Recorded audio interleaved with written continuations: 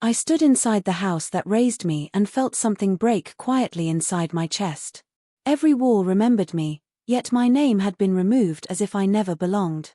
They thought erasing me from the home erased my claim. They forgot one thing.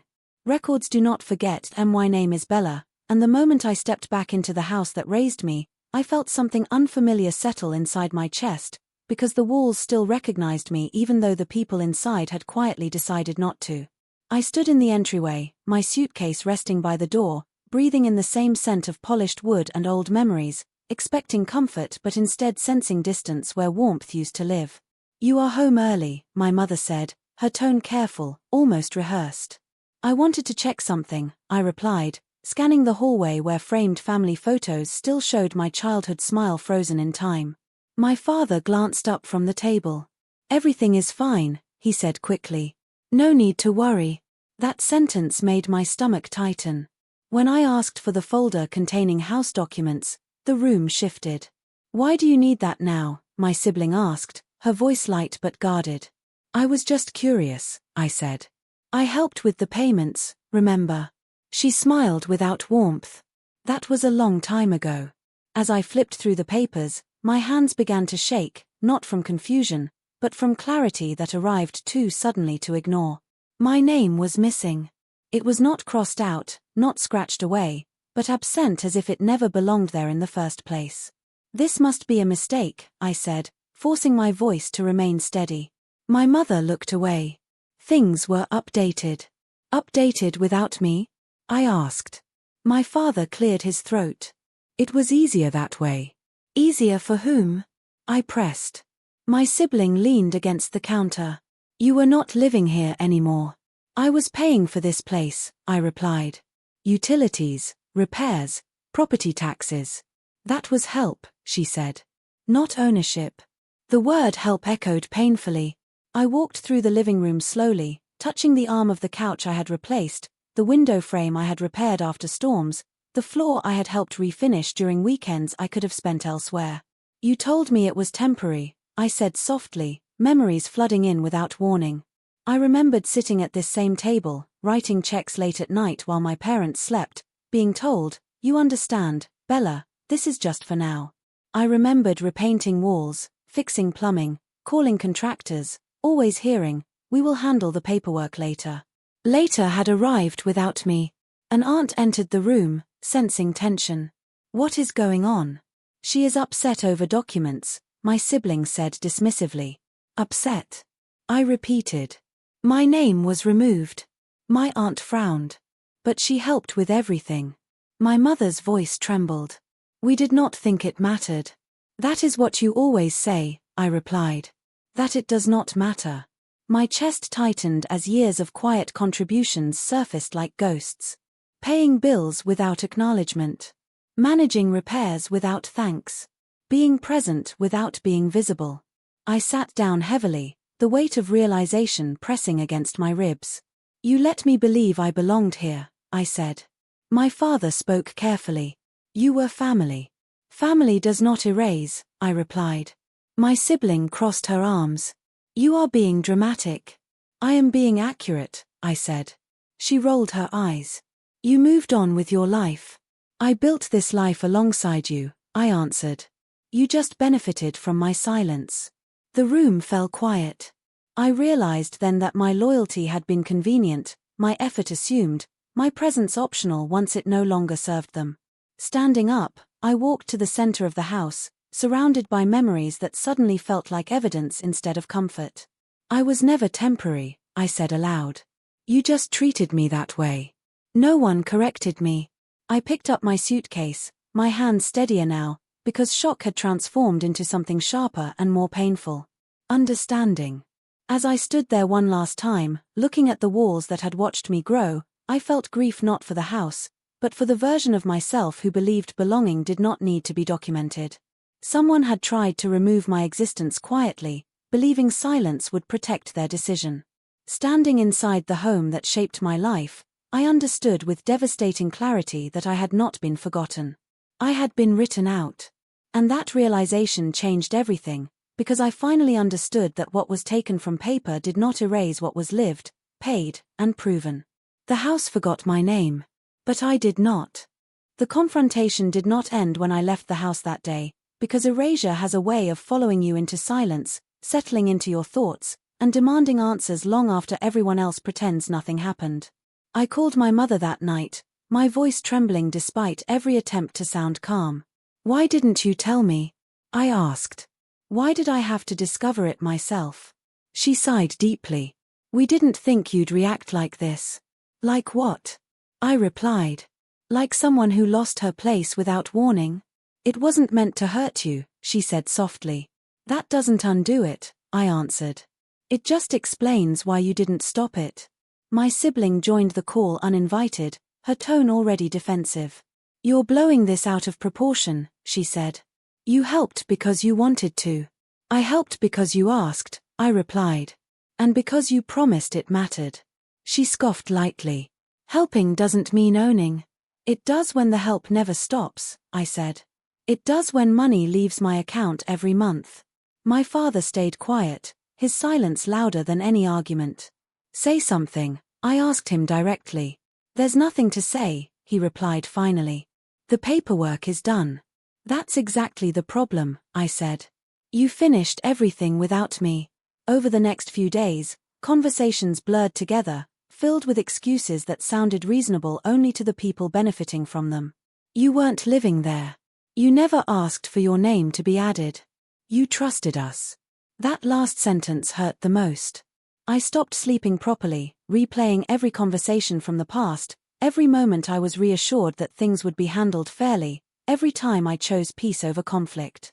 One evening, I broke down on my couch, crying until my chest ached, whispering to myself, "How did I let this happen?" The answer came quietly. I stayed loyal.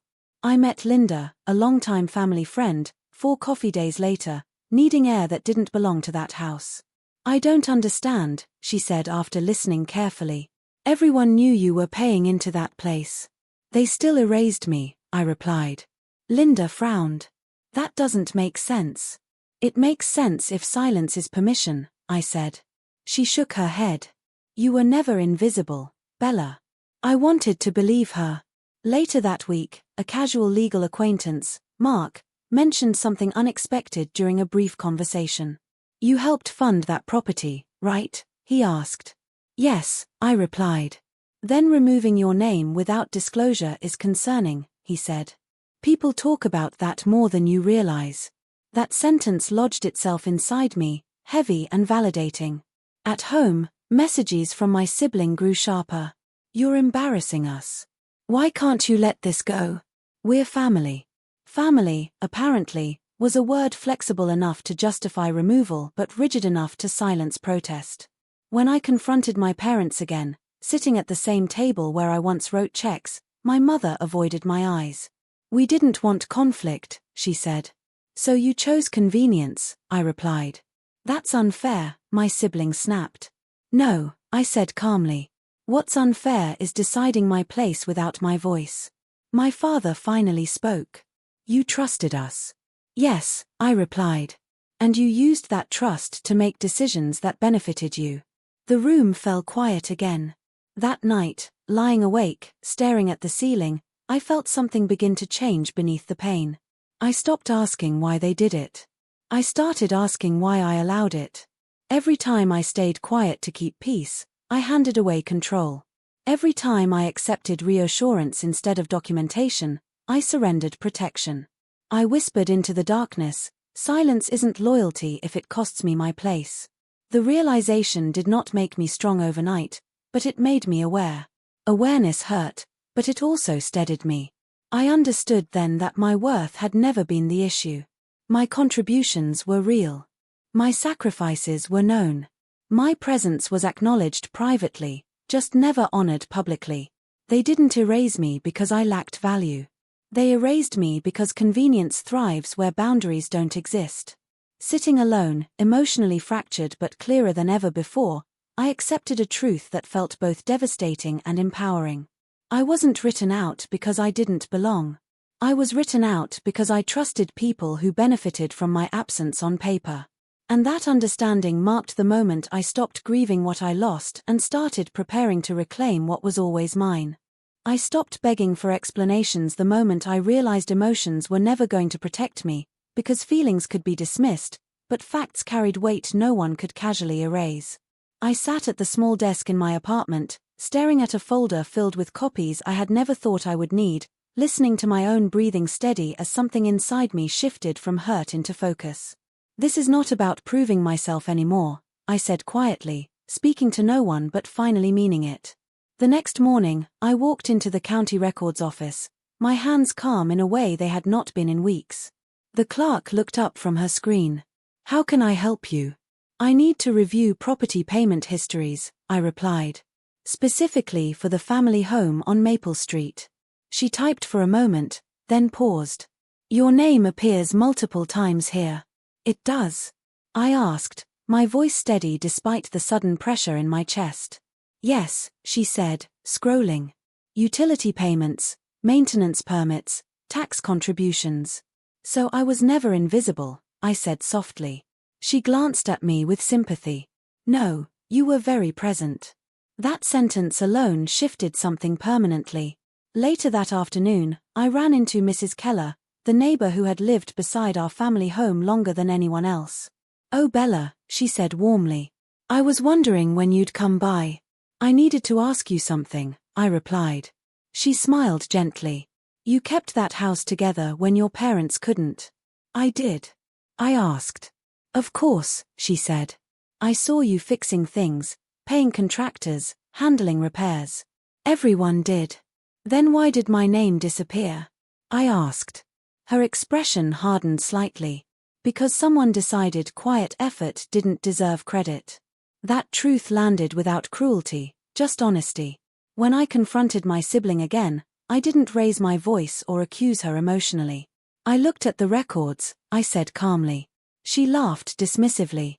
"Records don't tell the full story." "They tell enough," I replied. "Enough to show payments, permits, and responsibilities that never belonged to someone temporary." "You're twisting things," she snapped. "I'm reading them," I replied. My parents joined the conversation reluctantly, their discomfort obvious. "You went digging," my father said. "I went looking for myself," I answered. My mother hesitated. "We didn't think it would matter." "It mattered when you accepted the money," I replied. My sibling's voice tightened. "You're trying to control the narrative." "No," I said evenly. "I stopped letting you control it." As documents surfaced, inconsistencies in their explanations became impossible to hide. "You said I stopped helping years ago," I said. "Yet the records show payments until last winter." My sibling fell silent. "You said maintenance was handled by others," I continued. "But permits list my name." My mother covered her mouth slightly, her expression shifting. "I didn't realize it was documented so clearly," she said. "That's because you never looked," I replied. The power in the room changed quietly, without shouting or confrontation, as truth replaced assumption. Later that night, alone again, I spread the documents across my table, not with anger, but with grounding clarity.